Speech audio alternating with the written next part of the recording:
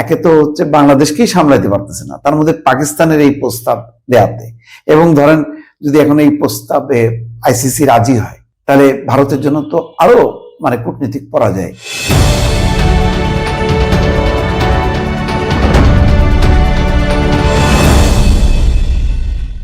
আর একটা খবর দেখেন দর্শক, বাংলাদেশের বিশ্বকাপ ম্যাচ আয়োজনে আগ্রহী পাকিস্তান।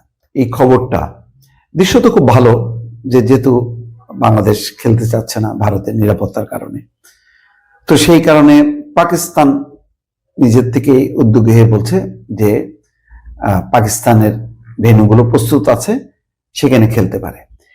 কিন্তু এখন বিষয়টা কূটনৈতিক এবং রাজনৈতিক পর্যায়ে চলে গেছে। সেই অবস্থায় পাকিস্তানের এই করা বা এই প্রস্তাবটা ভারত নিশ্চয়ই ভালোভাবে দেখবে না বলে আমি ধারণা করি। এখনো বিষয়টা অমীমাংসিত হয়ে আছে। আইসিসির চেয়ারম্যান তিনি আবার ভারতীয়, তিনি ভারতীয় ক্রিকেট বোর্ডের সঙ্গে কথা বলবেন যে বাংলাদেশ যে কারণে নিরাপত্তার কারণ দেখাচ্ছে, সেটা কেন তারা এই পরিস্থিতির উদ্ভব হলো, এটার একটা মীমাংসা করার চেষ্টা করছে। ভারতও দৃশ্যত এখন অ্যাগ্রেসিভ মুডে নেই। ভারতের ক্রিকেট বোর্ডের কর্মকর্তারাও বুঝতে পারছেন যে তারা একটা ভুল করছে, যে ভাবে মুস্তাফিজকে বিদায় করে দিল উগ্রপন্থী এবং বিজেপি নেতাদের কথায়, এটা ভুল হয়েছে। কারণ এমন একটা সময় মুস্তাফিজকে বিদায় দেওয়া হয়েছে, তার পাল্টা হিসেবে যে বাংলাদেশ এই অবস্থানটা নেবে হয়তো তাদের মাথার মধ্যে ছিল না। বাংলাদেশ সাথে সাথে বলছে যে ঠিক আছে, নিরাপত্তার কারণে যদি ফেরত দাও মুস্তাফিজকে, তাহলে আমরা 1 মাস পরেই T20 ওয়ার্ল্ড কাপ সেখানে খেলতে যাব না, 4টা ম্যাচ হওয়ার কথা। তো এইটার বলার পরেই কিন্তু পরিস্থিতিটা পাল্টে গেল।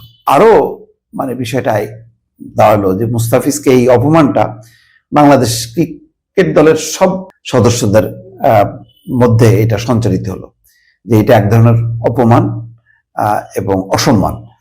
তো বাংলাদেশেও কিন্তু এটা ধারণ করলো স্বাভাবিকভাবে। বাংলাদেশের একজন জাতীয় প্লেয়ার তো সে বাংলাদেশকে রিপ্রেজেন্ট করে। তো বাংলাদেশের পক্ষ থেকে যেটা হলো যে IPL বন্ধ হয়ে গেল। তার এই বিষয়টা কিন্তু এখন ওই খেলার পর্যায়ে নেই, এটা একটা কূটনীতিক সংকটের দিকে গড়ালো। এবং জয়শঙ্কর বাংলাদেশে আসলো, কূটনীতির বরফ গড়ল এবং বন্ধুত্বের হাত বাড়াই দিল বিএনপির দিকে। প্রণয় ভর্মা কালকেও দেখা করছে। তো এর কারণটা কি? এর কারণটা হলো যে তারা বাংলাদেশের আগামী যে সরকার আসবে সেই সরকারের সাথে তারা সম্পর্ক উন্নয়ন করতে চায়। কারণ এখন যে পরিস্থিতিটা, এই পরিস্থিতিটা দুই দেশের জন্যই স্বস্তিকর না। এই অস্বস্তিকর অবস্থা থেকে তারা বেরোনোর যখন চেষ্টা করতেছে, ঠিক সেই সময় এই ঘটনাটা ঘটলো। তা এর মধ্যে পাকিস্তানও আবার ঢুকে পড়লো। তো এইটা তো একে তো হচ্ছে বাংলাদেশকেই সামলাইতে পারতেছে না, তার মধ্যে পাকিস্তানের এই প্রস্তাব দেয়াতে, এবং ধরেন যদি এখন এই প্রস্তাবে আইসিসি রাজি হয় তাহলে ভারতের জন্য তো আরো কূটনীতিক পরাজয়। যে ভারতের এখন আপ্রাণ চেষ্টা হলো চীন এবং পাকিস্তানকে ঠেকানো। সেখানে ভারতে খেলতে পারছে না নিরাপত্তার কারণে, সেখানে যদি পাকিস্তানে সেই খেলাটা হয়, এইটা ভারতের জন্য খুবই আরো অসম্মানজনক হয়ে যাবে এবং এটা কূটনীতিক একটা পরাজয় হিসেবে তারা বিবেচনা করবে। ফলে এই খেলাকে কেন্দ্র করে এবং বাংলাদেশের অবস্থানকে কেন্দ্র করে, বাংলাদেশের অবস্থানটা খুব এত একটা সঠিক অবস্থানে আছে, এটা ভারতীয় প্লেয়ারের সাথেও যদি এরকম করা হতো এবং ভারত যদি সেই ক্ষেত্রে এই সিদ্ধান্তটা নিত, সেটা যেমন সঠিক, বাংলাদেশের মুস্তাফিজকে ঘিরে বাংলাদেশের সংশ্লিষ্ট কর্তৃপক্ষ যা সিদ্ধান্ত নিচ্ছে সেটা সঠিক।